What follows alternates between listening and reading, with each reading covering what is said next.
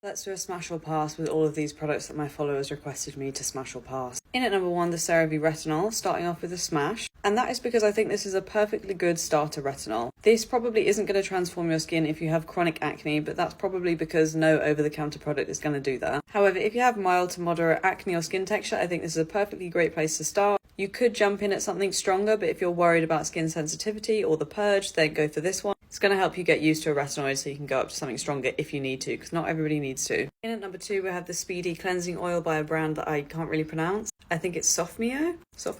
Anyway, this is an interesting one. I was 50-50 on it at first, but I've ultimately decided that it's a pass for me. Mainly because I have had issues with things, even if they wash off the skin. Cleansers that contain things that I think would be problematic for me if I leave on my skin often still irritate my skin if I wash them off. So this contains things like mineral oil and shea butter. Gonna be fine for some people. That's why this is so popular, because it's a lot of people's holy grails. I think it's for the lucky people with the non-sensitive skin, because for me, I'm pretty sure this would give me breakouts. Again, I'm not saying it's a bad product. I'm just saying I personally wouldn't use it. It's a pass for me. In at number 3, we have the Caudalie Vino Perfect Mark Fading Serum. I know it's got a different name than that, but it's basically used for fading marks. I think it's called the Radiance Serum. Okay, so this is an interesting one. I actually used to be a massive Caudalie fan. Ultimately, it's going to be a pass for me because it contains fragrance and I don't fuck with stuff that contains that except for a very few small exceptions. This not being one of them. Things that it contains are bisabolol, so it's soothing, glycerin and squalane for that hydration and glow, and Caudalie's signature grape-derived mark fading ingredient. I think that the mark fading is probably very good, and I've seen people use this and I believe that that ingredient is effective. So in terms of fading marks, yeah, I think this probably works great. I just don't think it's worth the money because I think there are lots of other things that fade marks and you can buy them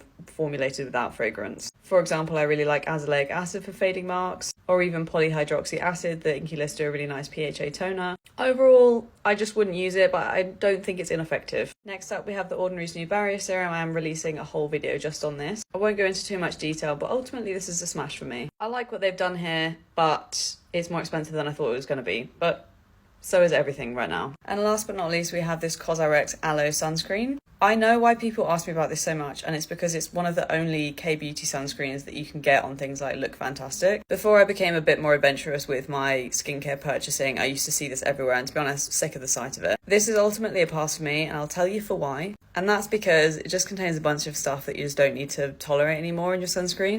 Alcohol, no need for that. I avoid alcohol sunscreens, even though I know they're some people's holy grails, but for me, it's just not worth the hassle. Fragrance as well, not even at the end, somewhere in the middle, which means it's in slightly high quantity. And also just shitloads of silicons, which for most people are not a problem, but for me, it's something I try to avoid. Overall, it's giving average. It's giving very average, bang average formulation.